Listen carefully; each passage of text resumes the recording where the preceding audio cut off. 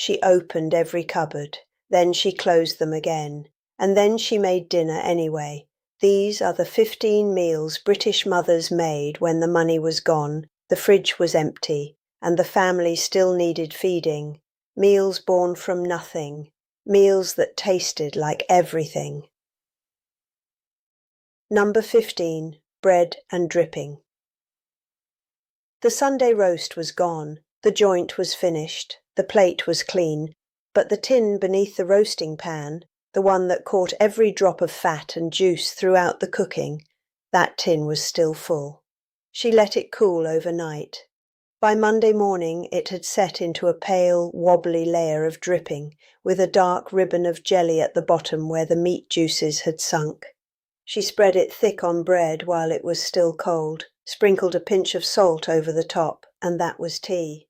In the 1950s, a £2 loaf cost 11 pence. The dripping was free. It came from the joint she had already bought and already cooked and already served. Every meal she made from it was a meal she had earned twice. Children who grew up eating bread and dripping remember the taste as something between beef and bread and salt, a flavour that no modern food quite replicates, because no modern food is made with the same arithmetic behind it. This was not the bottom of the barrel, this was the bottom of the tin, and she knew the difference. Number 14. Potato soup. 3 potatoes, 1 onion, water, salt. That was the entire ingredient list, and she could make it with her eyes closed because she had made it more times than she could count. She peeled and diced the potatoes, softened the onion in whatever fat she had, dripping if there was some, a scrape of lard if there was not, then covered everything with water and simmered until the potatoes began to fall apart at the edges. A rough mash with a fork thickened the pot into something that looked and felt like a proper soup, even when it was technically just potatoes in water.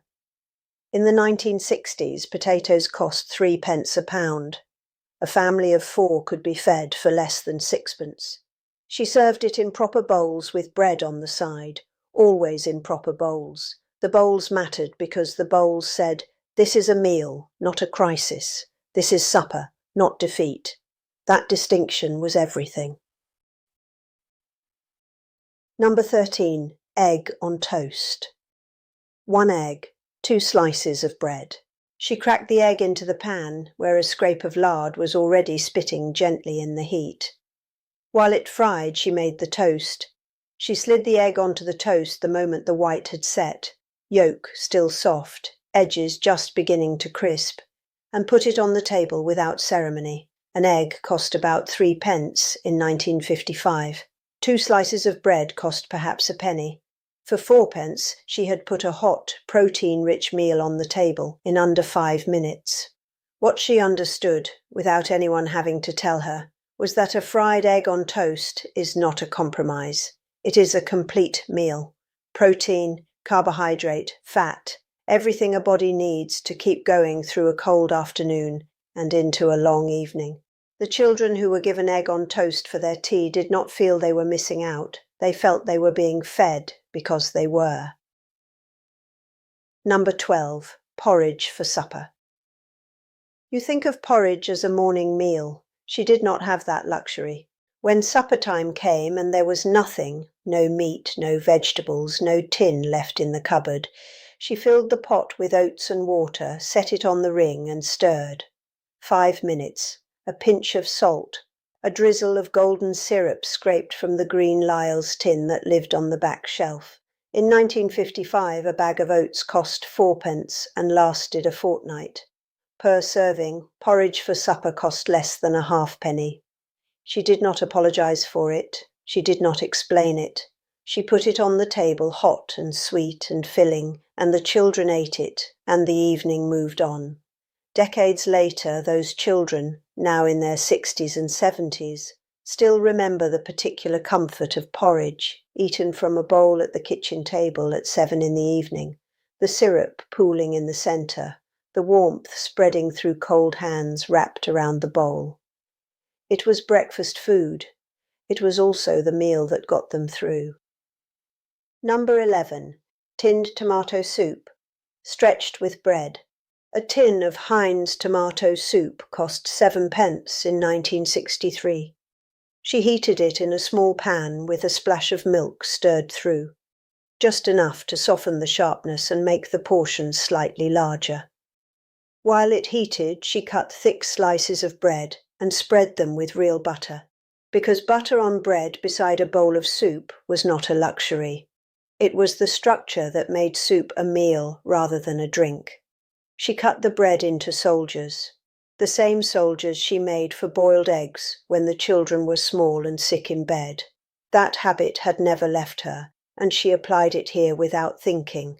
Soldiers for the soup bowl, something to hold, something to dip, something to do with the hands while eating. The tin cost 7 pence. The bread and butter cost perhaps 4 pence. For 11 pence, she had put hot food on the table for 2 people, with enough left in the pot for a second ladle, if anyone asked. Nobody went hungry. That was the measure she held herself to every single night. Nobody went hungry.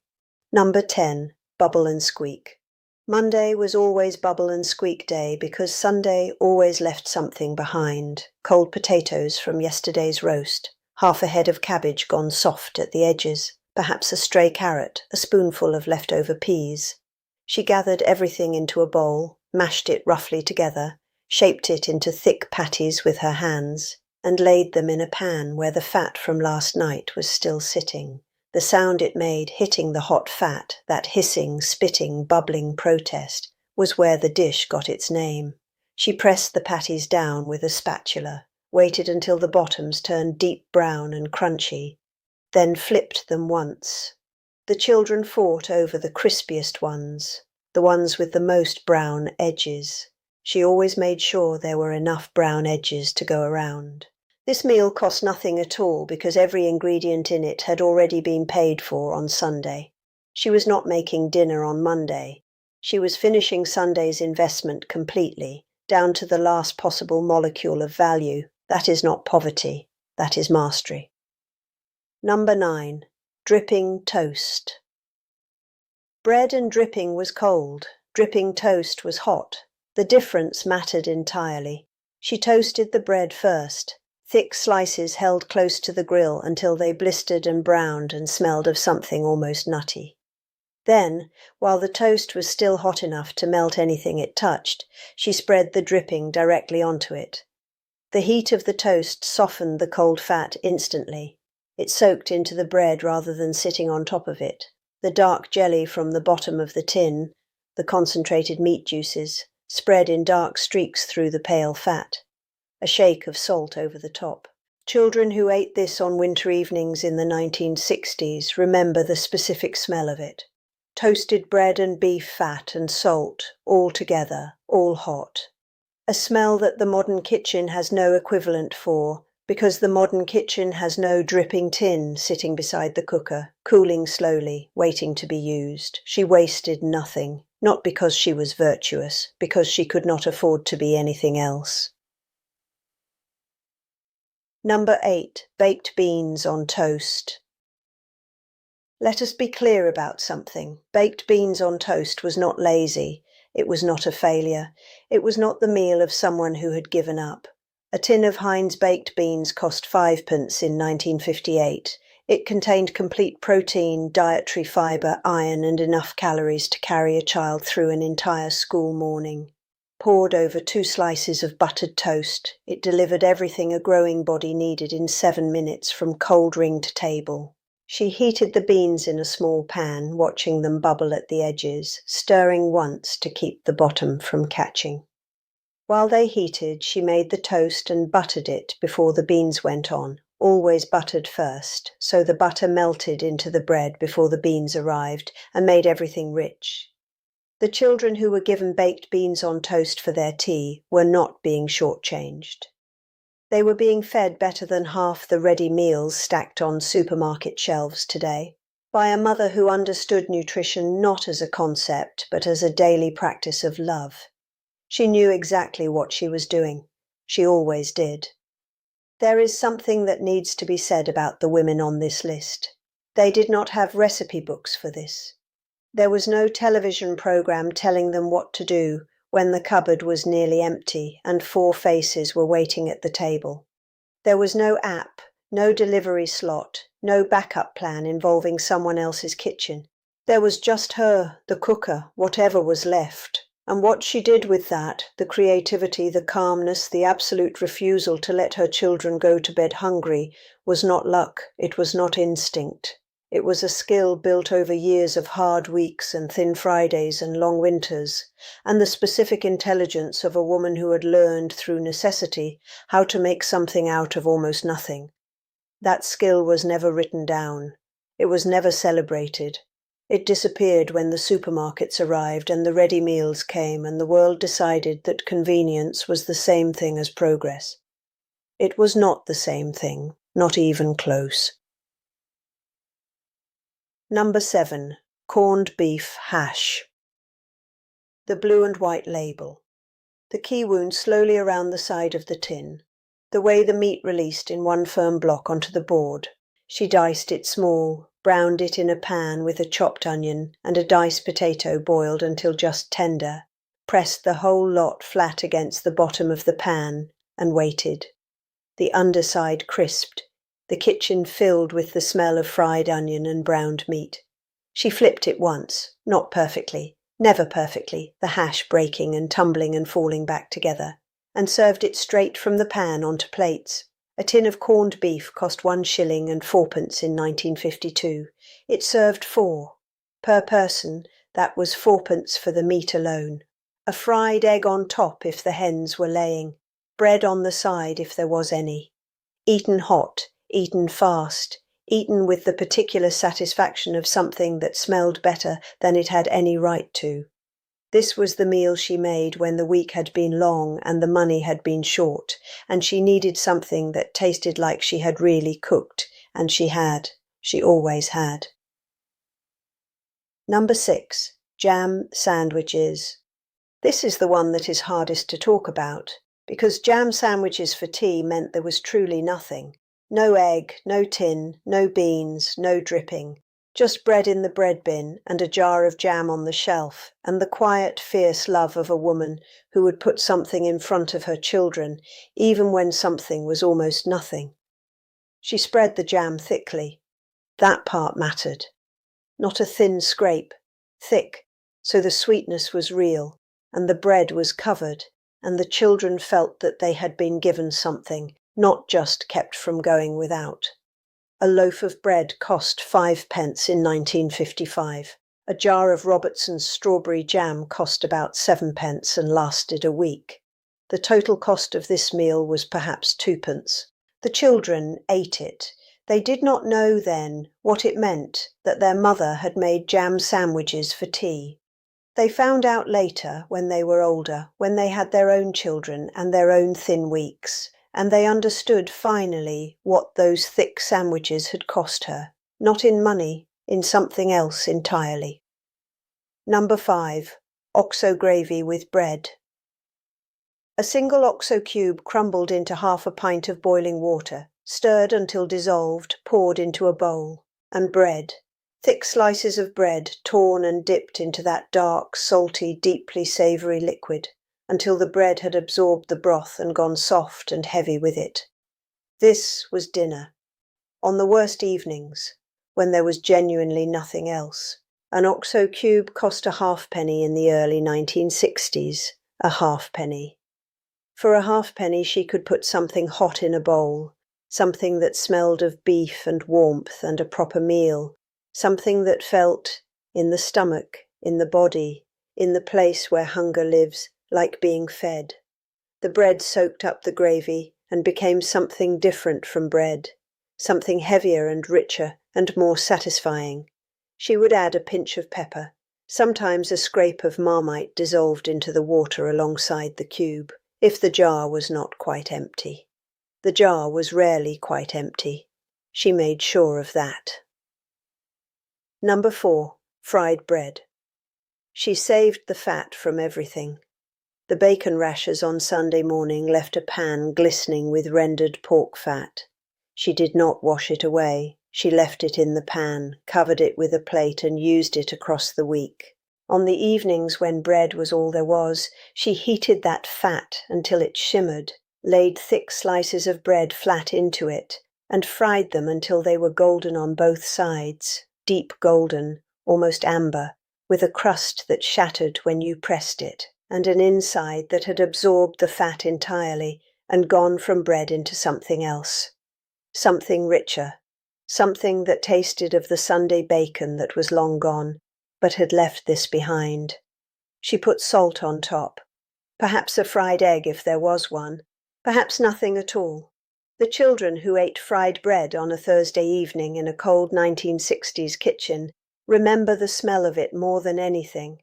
The smell of bread frying in bacon fat was the smell of their mother doing what she always did, taking whatever tiny thing was left and making it into something real. Number 3. Cold meat sandwiches. The last of the joint. She bought the joint on Saturday. She roasted it on Sunday. She served it hot with potatoes and whatever vegetables the greengrocer had reduced. On Monday it came back cold, sliced thin, with bubble and squeak made from Sunday's leftovers. On Tuesday the remaining slices went into sandwiches, pressed between 2 thick pieces of bread with a smear of mustard and nothing else, wrapped in greaseproof paper and eaten at the kitchen table for tea. By Wednesday only the bone remained. That went into a pot of water with an onion and simmered for stock that would carry her through to Friday. 1 joint, 4 days, not a scrap wasted. This was not meal planning in the modern sense of scheduled recipes and shopping lists. This was the arithmetic of a woman who knew exactly what she had, exactly how long it needed to last, and exactly how to stretch every penny of it until the next one arrived. The sandwiches on Tuesday were not a lesser version of Sunday's roast. They were Sunday's roast, continued. She had not run out. She had planned it perfectly. Number 2. Eggy bread. Beat an egg with a splash of milk. Dip 2 slices of bread. Fry in butter until golden on both sides. Your grandmother called it eggy bread. The French call it pain perdu. Professional restaurants serve it as French toast at £12 a plate with maple syrup and berries arranged on the side. She made it on the evenings when there was 1 egg and half a loaf and nothing else, and the children did not know they were having a nothing supper. They thought they were having a treat. That was the magic of it. The egg coating the bread and crisping in the butter created something that tasted, genuinely tasted, like an indulgence. Sweet if you put sugar on top, savoury and satisfying with just a pinch of salt. Either way, something that felt like it had been made with thought and generosity rather than desperation. 1 egg, 2 slices, 5 minutes. Children who asked for seconds. She gave them seconds when there were seconds to give. She smiled when there were not. Number 1. The pot of tea and whatever was left. This is not a meal. This is what happened after the meal, or instead of the meal, on the evenings when the meal was not possible. She made a pot of tea, a proper pot, leaves measured into the warmed pot, boiling water poured over, lid on, left to draw for exactly 3 minutes. Then she looked at whatever was left, a heel of bread, 3 biscuits from the tin, a scrape of jam, a few crackers. Whatever it was, she arranged it on a plate, not tipped out, not scraped together, but arranged, and she put the plate in the centre of the table alongside the teapot and the cups and the milk jug. And then she sat down. That was the part that mattered most. She sat down. She poured the tea. She passed the plate. She asked how the day had been. She listened to the answer. The food on that plate was almost nothing, but the act around it, the pot of tea, the proper cups, the sitting down together, the asking and the listening, that was everything. That was what separated a family from a collection of people in the same house. That was what her children carried with them for the rest of their lives, not the poverty of what was on the plate, but the abundance of what was around it. She had nothing in the cupboard. She gave them everything anyway. These meals did not disappear because something better replaced them. They disappeared because the world got fuller. because the cupboards stopped being empty, because the weeks stopped running out before the money did. That is a good thing. Nobody should have to feed their children on bread and dripping because there is nothing else. But in losing the hardship, we lost the knowledge too. The knowledge of how to make something from nothing, how to stretch one thing into three, how to sit down at a table with almost nothing on it and make the people around you feel fed. That knowledge belonged to your mother and her mother before her, and it is worth remembering, not because we want those hard times back, but because the women who lived through them were extraordinary, and they deserve to be remembered as exactly that. Tell me in the comments, which one did your mother make? Was it the eggy bread or the jam sandwiches? The bread and dripping or the pot of tea with whatever was left? Because I want to know, and I think you want to tell me.